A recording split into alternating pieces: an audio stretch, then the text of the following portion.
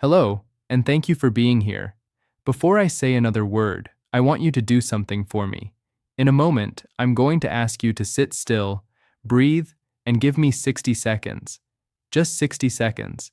Because in the next few minutes, I'm going to walk you through something I have watched change people's lives in my clinic over and over again for years. I've watched grown men cry because they finally remembered their own wedding day clearly again. I've watched a grandmother look at her granddaughter and say her name without hesitating, without that terrifying blank pause that had become her normal. And it started with something so small, so almost embarrassingly simple, that most people dismiss it the first time they hear it. My name is not important right now. What is important is that I have spent my career studying the human brain, its wiring, its chemistry, its astonishing, almost miraculous capacity to change itself. What I want to share with you today is not a gimmick. It is not a supplement. It is not a pill you have to buy or a device you have to strap to your head. It's free. It takes 60 seconds. And it is rooted in something neuroscience has known for decades, but that almost nobody actually practices correctly. Have you ever walked into a room and forgotten why you went in there? Have you ever been introduced to someone, shaken their hand, said their name back to confirm it, and 30 seconds later, it's gone? Have you ever sat across from your own child, your own parent, your own spouse, and felt a flicker of panic because a memory that used to be right there, right at your fingertips, suddenly wasn't? If you have, I want you to know something important right now, before we go any further. You are not broken. You are not losing your mind. And in the vast majority of cases, what you are experiencing is not some irreversible decline. It is a symptom of a brain that has quietly, gradually, stopped being trained the way it needs to be trained. Think about your body for a moment. If you stopped moving your arm for 6 months, kept it in a sling, never lifted anything with it, what would happen? It would weaken. Not because something is medically wrong with the arm, but because muscles that are not used waste away. Every doctor, every physical therapist, every trainer on earth agrees on this basic principle. Here is what most people don't realize. Your memory works exactly the same way. The hippocampus, that small seahorse-shaped structure buried deep in your temporal lobe, is, in many ways, a muscle. Not literally, but functionally. It responds to use. It responds to disuse.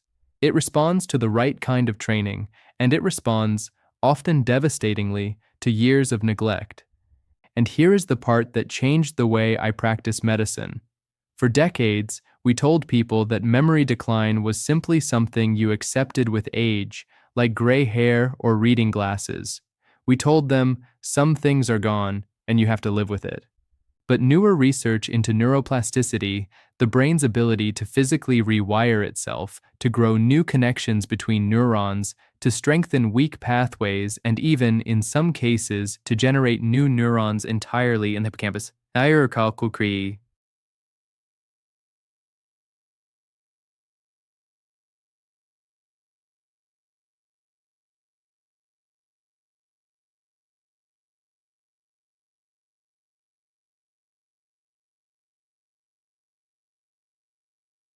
That old defeatist thinking. Your brain is not a fixed machine that only breaks down. It is a living, adapting organ that responds to what you ask of it. Ask nothing of it, and it will give you less and less. Ask the right thing of it, consistently, and it will surprise you. So let's talk about why memory actually fades, because understanding the why is what makes the how so powerful. There are, broadly, 3 culprits I see in my clinic, over and over, in patient after patient. The first is chronic, low-grade stress. Not the dramatic kind, but the slow drip of everyday stress, deadlines, notifications, financial worry, family tension. This keeps your body producing elevated cortisol, and chronically elevated cortisol is, quite literally, toxic to the hippocampus. Study after study has shown sustained high cortisol levels are associated with hippocampal shrinkage. Your memory center is being bathed day after day in a stress hormone that erodes its structure. The second culprit is fragmented attention. This is the one I think affects the most people listening to me right now. Every time you check your phone mid-conversation, every time you scroll while half watching a show, every time you try to do three things at once and call it multitasking, you are training your brain to never fully encode anything. Memory formation requires focused attention. If information never gets your full attention going in, it was never going to be there coming back out. The third culprit, the most important one for what I'm about to teach you, is the complete absence of active recall in daily life. Most of us go through our entire day passively receiving information and almost never actively retrieving it. But the act of retrieving a memory is what strengthens it. Every time you force your brain to pull something up from storage rather than simply consume new information, you are doing the neurological equivalent of a rep at the gym. Most adults, especially past 40, do almost zero of these reps in a given day. No wonder the muscle weakens. Put those three things together: chronic stress flooding the hippocampus, fragmented attention preventing encoding, and a total absence of retrieval practice, and you get exactly what so many of you are experiencing. Not dementia, not disease. In the overwhelming majority of cases, simply a hippocampus that has been neglected, stressed, and undertrained for years. This is exactly why the exercise I'm about to give you works. It directly attacks all three culprits in 60 seconds using a mechanism your brain evolved to respond to. Here is the exercise. I call it the 60-second recall reset. Once a day, ideally shortly after waking or right before bed, because your hippocampus is especially responsive during those transitional brain states, you do the following. First, for 10 seconds, sit still, close your eyes, and take 3 slow, deep breaths. In through the nose, out through the mouth, slower than feels natural. This isn't fluff. This step lowers your heart rate and begins reducing circulating cortisol in real time. You are turning down the toxic bath your hippocampus has been sitting in. Second, for the next 30 seconds, eyes still closed, mentally walk through the last 24 hours of your life in as much specific detail as you can. Not vaguely, specifically. What did you eat for breakfast? What was the first thing someone said to you? What color was the shirt of the first person you spoke to? You are forcing your brain to actively retrieve, not passively remember, but effortfully retrieve details it encoded only hours earlier. This feels difficult at first. It should. If it feels easy, you're not doing it correctly. That difficulty, that mental strain of reaching for a detail just at the edge of your grasp, is the exact sensation of a synapse strengthening. Neuroscientists call this desirable difficulty. The struggle is the mechanism. Third, for the final 20 seconds, pick one of those details and deliberately, vividly reimagine it. Picture the colors, the sounds, how the room felt.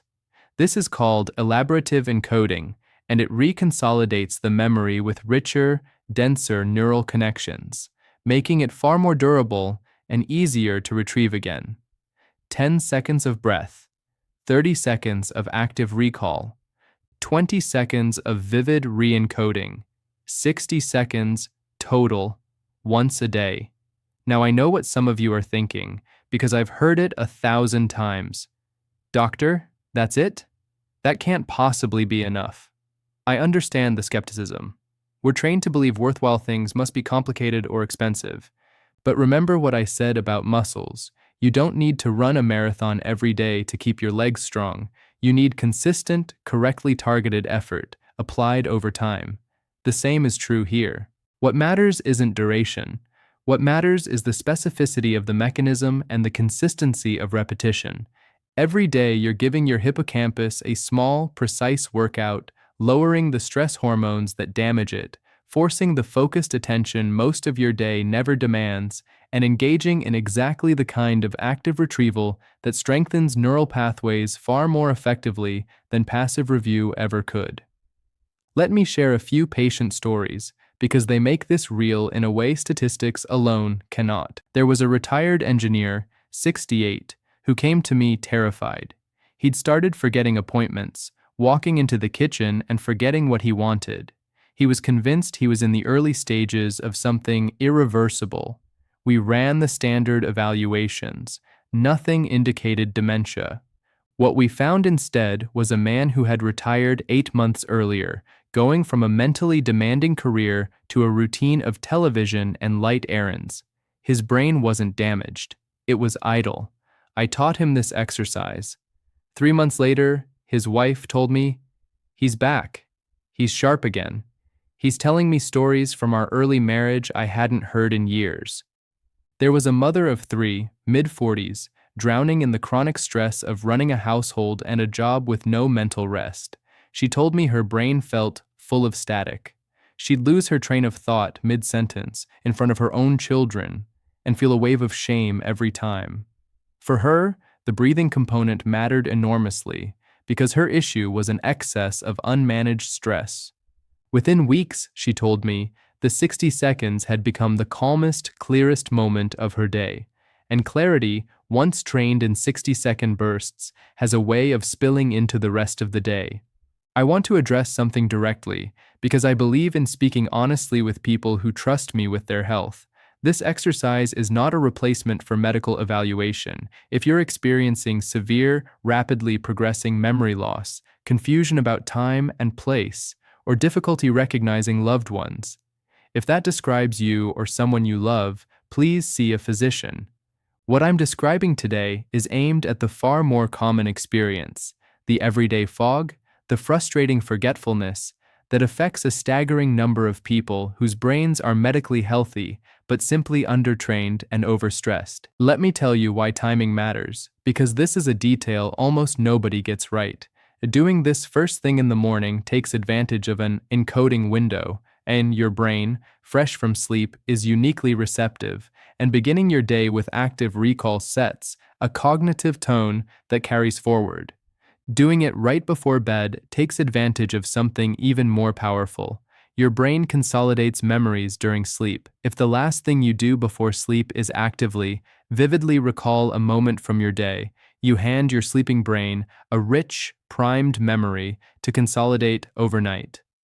Many patients find doing it both times, morning and night, produces the fastest results. A few things not to do. Do not do this exercise while doing something else, not while brushing your teeth, not while scrolling with one eye open. The mechanism depends on focused, undivided attention. 60 seconds of true focus will do more than 10 minutes of half attention. Do not skip the breathing, even if it feels unnecessary. That opening 10 seconds is doing real physiological work. And do not turn this into a chore you dread. Think of it as 60 seconds that belong entirely to you. I want to explain, briefly, what happens mechanically in your brain when you do this consistently, because understanding why helps people stay committed. Every time you actively recall a memory, you reactivate the specific network of neurons that encoded it. Every time a network of neurons fires together, the connections between them strengthen. Neurons that fire together, wire together. This 60-second exercise deliberately, daily, strengthens the neural architecture responsible for memory formation and retrieval. Over time, this compounds. Retrieval becomes faster, less effortful. Details that used to slip away within hours begin to stick for days, then weeks. And perhaps most meaningfully, patients report a returning sense of mental confidence. The anxiety of, "what if I forget?" begins to fade. And that matters, because fear of forgetting actually makes you more likely to forget. The fear floods your system with the same cortisol that damages the hippocampus in the first place. It's a vicious cycle. Afraid of forgetting, so stressed, so impaired, so you forget more, so you become more afraid. This exercise breaks that cycle at its root. I want to speak to anyone listening who feels a particular grief about this, not just frustration, but real mourning.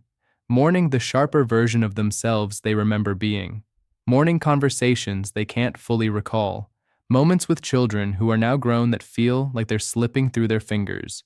If that's you, hear this clearly. The fact that you're here, listening, caring enough about your own mind to seek this out, tells me your brain is far more capable of recovery than you currently believe. The people who lose the most ground are not the ones with the worst memories today. They're the ones who give up trying to strengthen what they have. You haven't given up. That matters more than you know. I want to briefly mention the lifestyle factors that amplify this exercise. Sleep is the single greatest amplifier of everything I've described. If you're consistently sleeping less than 7 hours, your hippocampus doesn't have adequate time to consolidate the memories you're working to strengthen. I'm not asking you to overhaul your sleep tonight, just to protect it where you can. Movement matters too. You don't need to become an athlete, but even a 20-minute walk increases blood flow to the brain and supports the growth of new neurons in the hippocampus, a process called neurogenesis that we once believed stopped in adulthood and now know continues at a reduced rate throughout life. And finally, connection. Real conversation, eye contact, shared laughter, activate memory circuits in ways isolated screen time simply cannot replicate.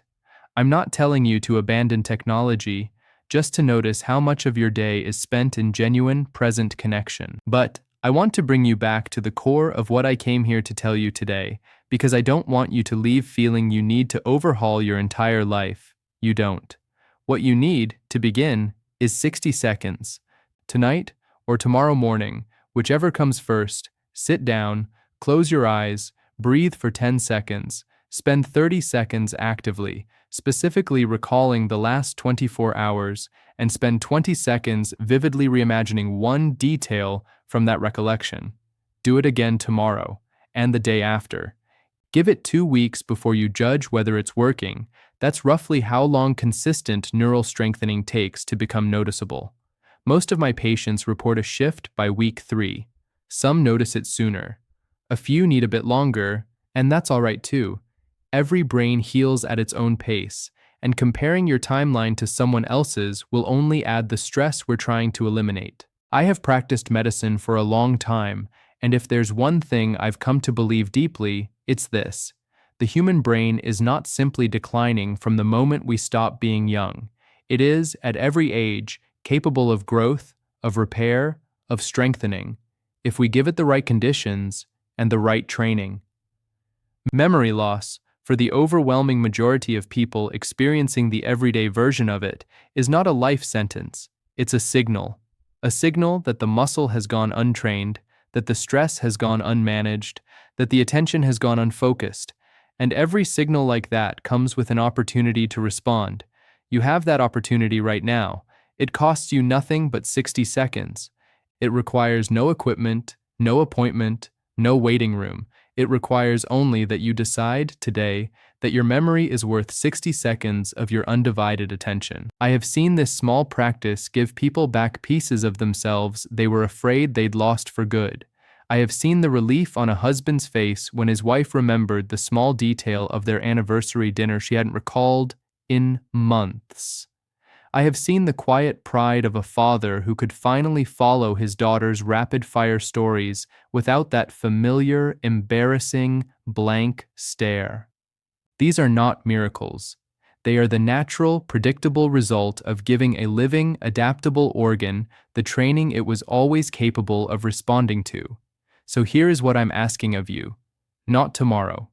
Not when things calm down. Tonight. 60 seconds. Breathe. Recall. Reimagine. That's the entire exercise, and it is, in my professional opinion, one of the most powerful, evidence-grounded, completely free tools available to anyone who wants to protect and strengthen their memory as they move through life. I've given you everything I know how to give in this format: the science, the mechanism, the exercise itself, the stories of the people it has helped, and my honest word that this is worth your 60 seconds. What happens next is entirely up to you. If this spoke to you, if any part of what I shared resonated with your own experience or with someone you love who's been struggling with this, I'd ask you for 2 small things before you go. Subscribe, so more people quietly struggling with this exact fear can find this information when they need it most. And leave a comment below and tell me, What's one memory, one small detail from your life that you're going to actively recall tonight during your first 60 seconds?